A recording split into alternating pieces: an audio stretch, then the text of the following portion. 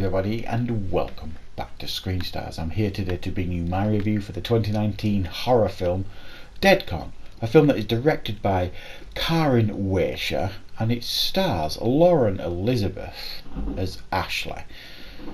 And this focuses on a number of social media influencers and YouTube stars that attend a con called ViewCon that's obviously meant to be their version of like Comic-Con, and however the hotel that they are staying in, many of these social media influencers, has a very sordid past, and there's one room in particular that doesn't usually house guests, but because the hotel is just so busy at this ViewCon event, they have to open up this room to give to one of the most popular social media influencers, Ashley, who's got millions of subscribers, and they put her in this room.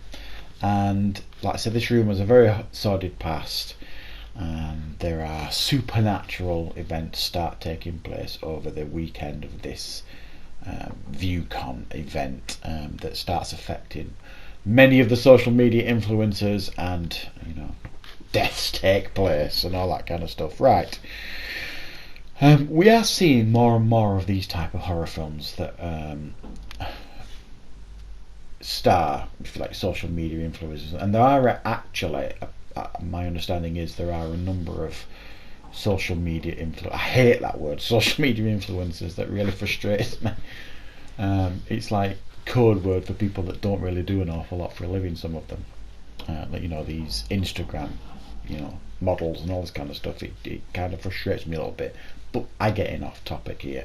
The point is that there are a lot of these films these last couple of years that are getting more and more prominent, and it's almost like the horror films, like there's a lot of sleep paralysis films starting to make their way out there now, and I feel like that subject matter, sleep paralysis, and this subject matter, social media influencers and YouTube stars, there is a definitive horror film yet to be made, and I haven't seen it yet on both these subject matters, and especially this. I've seen a lot of low budget efforts, and it's a very, very hot topic, and it's a very, very relevant topic, because everybody out there has some kind of social media and everybody understands the impact of social media, and most young people these days want to be social media influencers.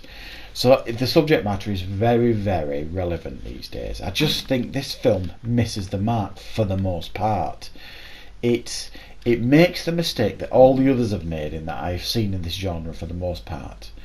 It stars characters. It's got characters in these social media influencers, and by the very nature of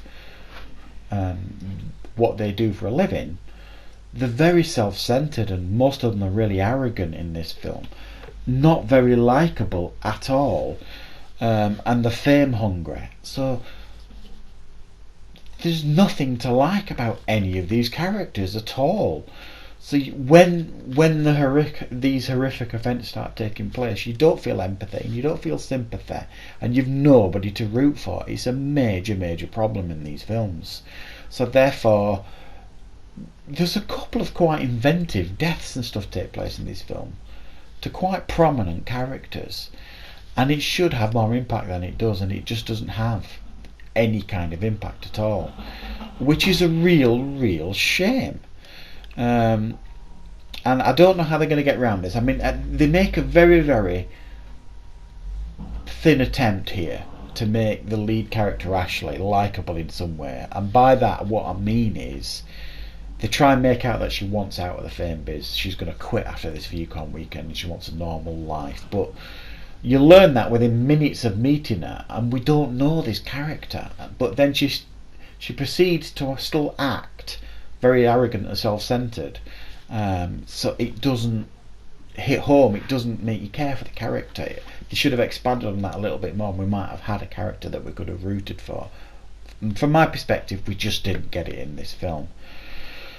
It tries to be overly complex. There's a storyline that runs through this about some guy in 1984 that was trying to. He put all his money into this like computer program thing that was getting shut down, and then this That's my dog's squeaky toy, by the way.